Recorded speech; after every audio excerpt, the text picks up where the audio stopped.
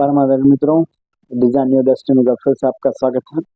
कल बहुत दिनों बाद हमने बात की थी, आज फिर मैं आपसे बात करने के लिए मैं उपस्थित हूँ।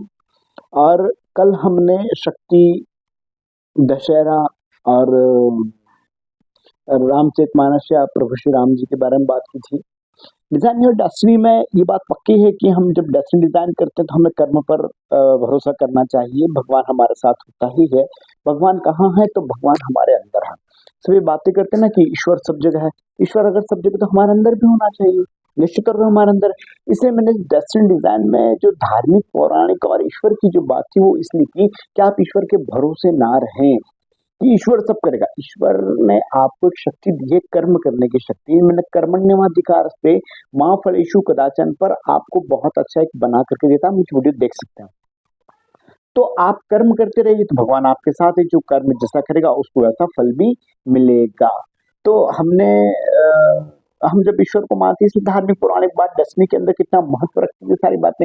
जितने प्रवचनकार, कथाकार सारे लोग होते हैं, ये उसका अर्थ बताते हैं। जैसे कराग्रे हस्ते लक्ष्मी वाली बात है, करमूले सरस्वती। तो इसका मतलब ये नहीं कि आप रोज दर्शन करते लक्ष्मी माता आपके हाथ में प्रकट हो जाएगी। उसका कहने का मतलब है कि आप अपने हाथों से कर्म कीजिए। कर्म करने की शक्ति करेंगे तो आप जो कर्म करेंगे उस कर्म से लक्ष्मी आपके पास में जरूर आएगी। ये सारी बातें हैं। क्योंकि दीपावली की बात चल रही थी इसलिए मैंने इतनी लक्ष्मी वाली बात की है।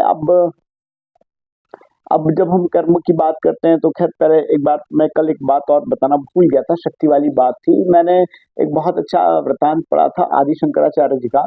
तो देखिए हमारे जो हिंदू सनातन धर्म है, भारतीय संस्कृति, इसके अंदर जो हमारी पौराणिक और आध्यात्मिक और धार्मिक जो प्रथा परंपराएं चली आ रही है, ग्रंथ पुराणों वाली और बड़े बड़े उपनिषद वाली सारी चीजों की जो चली आ रही है, उसके अंतर्गत में बड़े बड़े इसके विद्वान हुए। उसमें आदि शंकराचार्य के लाए भी एक शंकराचार्य हैं, अलग अलग संप्रदाय के शंकराचार्य। तो सबसे पहले एक ही संप्रदाय था, श्री संप्रदाय।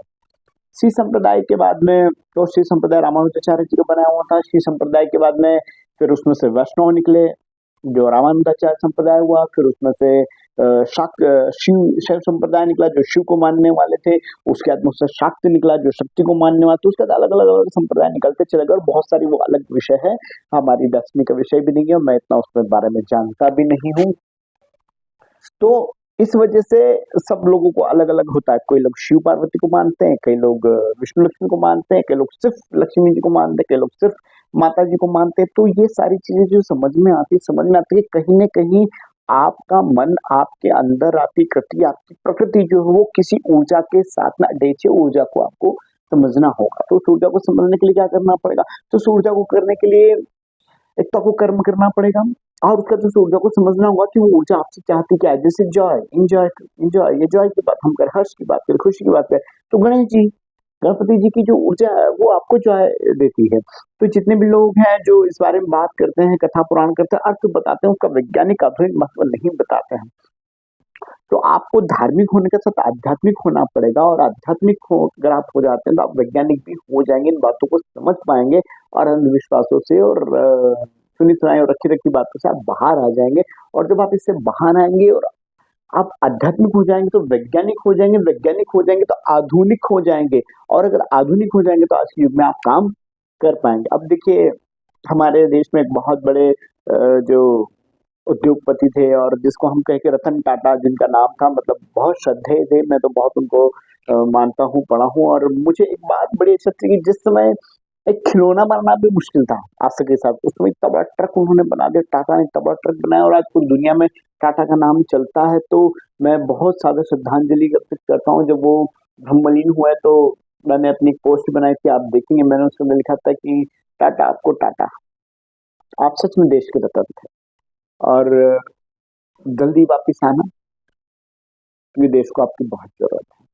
तो ईश्वर ऐसे रतन टाटा हमारे देश में भेजते रहे जो नया आविष्कार करें और दुनिया को करते रहे। निश्चित तौर पे अगर हम ऐसा मानते कि ईश्वर के पास हम चले जाते हैं तो उनको भी रतन टाटा की जरूरत होगी। तो इस तरीके का आदर्श अगर आप अपने जीवन में बनाते हैं, इस तरीके का अगर आप आइडियल अगर अपने इसमें कुछ आप क्रिएट करते हैं रतन टाटा जैसा या अंबानी जैसा, तो निश्चित तौर पे आपको जो सफलता वाली बात है डस्टबिन डिजाइन में मिल सकती है। देखिए मैं धार्मिक पौराणिक बात में दो बात कहूंगा, मैं दो बातों पर भरोसा करता हूँ, मुझे लगता है उस पर आपको भरोसा करना चाहिए, सीखना चाहिए, समझना चाहिए। पहली बात, गुरु गोविंद दो खड़े काके लागू पाए, बलिहारी गुरु आप है, गोविंद जी बताए। अगर आप भगवान को मानते, जब भगवान ने कह दिया कि सबसे बलशाली गुरु है, तो आप गुरु बना लीजिए। आप धार्मिक गुरु बना लीजिए, आप आध्यात्मिक गुरु बना लीजिए, आप अपनी सफलता अपने आदर्श में, आप जिस फील्ड में काम करो उसमें गुरु बना लीजिए और उनको आप फॉलो कीजिए। आप देखिए निश्चित तौर पे आपको सही मार्गदर्शन मिलेगा। एक ही दूसरा, एक बहुत महत्वपूर्ण बात थी, कर्मण्यवाधिकार से माँ फलेषु वाली बात जो थी, जब भगवान खुद कह रहे हैं कि तू कर्म करता चल, फल की चिंता मत कर, तो सक्सेस, सफलता, डेस्टिनी की चिंता को करनी ही नहीं चाहिए, क्योंकि भगवान ने कह दिया कि मैं कुछ नहीं करने वाला, जो करना है आपको करना है, कर्म करता चल, फल की चिंता मत कर। ठीक है, ये दो बातें। अब एक महत्वपूर्ण बात जो शक्त वाली थी, आदि शंकराचार्य वाली बात थी, बात आगे कट गई। तो आदि शंकराचार्य वाली बात थी, तो आदि शंकराचार्य जी ने शक्त संप्रदाय का, वैष्णव थे, शैव थे, जो भी थे, उन्होंने शक्त संप्रदाय मतलब शक्ति संप्रदाय का, उन्होंने शक्ति की बात की, इसलिए बता रहा हूँ कि शक्त संप्रदाय का उन्होंने कहा कि शक्ति इतनी कुछ नहीं होती है, जबकि मैंने आपको कल उदाहरण बताया था कि ईश्वरीय शक्ति अगर कुछ है तो शक्ति के अंदर ही है, शक्ति फिर शक्ति बात नहीं तो शक्ति के अंदर ही है। तो क्या हुआ कि जब आदि शंकराचार्य इस शक्ति का खंडन करने के लिए निकले, तो बहुत दूर तक यात्रा करने निकले। अब वो इतने थक गए कि पेड़ के नीचे जाकर के बैठ गए और उन्हें बड़ी प्यास लगी, तो उधर से एक दही बेचने वाली निकली। अब वो उस समय की बात है, कहते हैं कि उस समय वास्तव में शक्ति प्रकट हुई थी, वो निकली तो वो थोड़ी सी दूर बैठी थी, तो उन्होंने उसको कहा कि आदि शंकराचार्य ने कहा कि आप थोड़ा सा मुझे दही दे दो, मेरे गले में बहुत प्यास लगी है। तो उस स्त्री ने कहा कि आप आकर के ले लो। तो उन्होंने कहा कि आदि शंकराचार्य के शब्द सुनेगा, उन्होंने शंकराचार्य जी ने कहा कि मेरी शक्ति नहीं है कि मैं वहां तक आ सकूं। तो उस स्त्री ने कहा कि शक्ति का खंडन करने निकला, आपके पास शक्ति नहीं है, क्या पा सकते? तब आद्य शंकराचार्य जी को समझ में आया कि शक्ति की महत्ता क्या है, शक्ति का महत्व क्या है। तो इसलिए कल हमने शक्ति की बात की थी और उसके बाद हमने दशहरे की बात की थी। तो दशहरे की बात में जो बात आई थी कि अब बहुत सारी बात थी, मैं रामचरितमानस को आज समाप्त करूंगा। मैं प्रवचनकार कथाकार राम कथाकार भी नहीं हूँ, लेकिन जितना मैंने समझा है कि रावण और राम में अंतर क्या था। राम को अहंकार का ज्ञान था कि अहंकार क्या होता है, लेकिन रावण के बारे में कहा जाता है कि वेद ज्ञान उत्तम कुल पाया, फिर भी रावण असुर कहाया।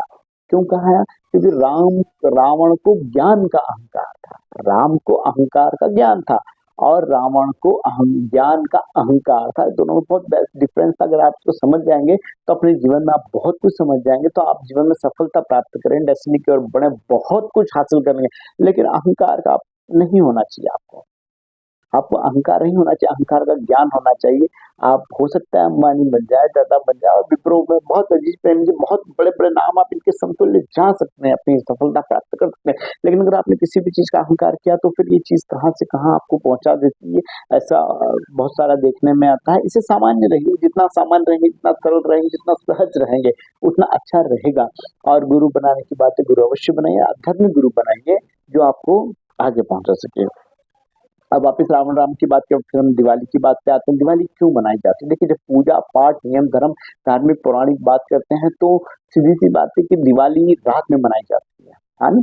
सिर्फ एक साल में एक ही बार कार्तिक अमावस्या जो आती है, इस अमावस्या पर रात में मनाई जाती है। लेकिन लक्ष्मी पूजन का जो विधान है वो ये है कि लक्ष्मी जी की पूजा कभी रात में नहीं की जाती, लेकिन उस दिन की जाती है। पहली बात इसलिए उसमें लोग करते हैं। दूसरी बड़ी चीज, लक्ष्मी जी के पूजन की जो आरती होती है उसमें कभी भी घंटी नहीं बजाई जाती। ये दो महत्वपूर्ण नियम जो मुझे पता है, उसका कारण बहुत सारा धार्मिक आध्यात्मिक वैज्ञानिक हो सकता है, अलग बात है। लेकिन दिवाली क्यों मनाई जाती है? क्योंकि प्रभु श्री रामचंद्र जी सीता मैया को लेकर के लंका से वापस लौटे थे। अब देखिए, फिर यहाँ शक्ति का अनुसरण होगा, फिर यहाँ शक्ति की बात होगी कि अपनी अर्धांगिनी को लेकर के आए थे, शक्ति को जो वापस लेकर के आए थे, तो उनका दीप जला करके स्वागत किया गया, इसलिए मनाया गया। और चूंकि हर व्यक्ति के जीवन में, हर पुरुष के जीवन में, हर शिव के जीवन में शक्ति ही सब कुछ है। जब राम अपनी शक्ति के साथ लौटे तो शक्ति का पूजन हुआ, लक्ष्मी जी की पूजा हो गई।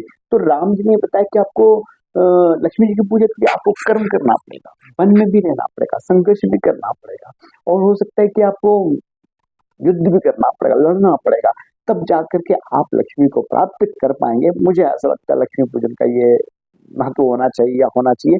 पर लोग क्या करते हैं, लक्ष्मी जी की पूजा करते हैं और लक्ष्मी जी की पूजा करके उनके भरोसे तक लक्ष्मी माता आ जाओ, लक्ष्मी माता हाथों से आएगी, करागे बसते हंसते लक्ष्मी वाली बात मैंने आपको बता दी है।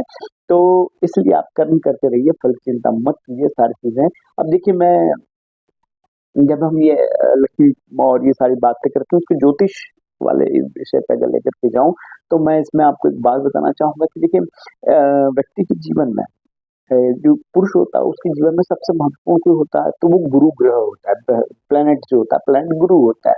और स्त्री के जीवन में अगर कुछ होता है जो शक्ति कारक होता है तो वो शुक्र ग्रह होता है, वीनस होता है। अब ये वीनस वाली बात और गुरु वाली बात मैंने आपको बताया, ग्रह कैसे काम करते हैं, मंत्र कैसे काम करते हैं, आप देख सकते हैं, मैंने आपको बताया था। इसलिए अब गुरु ग्रह की जब आप हम बात करते हैं तो गुरु ग्रह में अगर आप भगवान को मानते, गुरु ग्रह के स्वामी जो विष्णु भगवान है।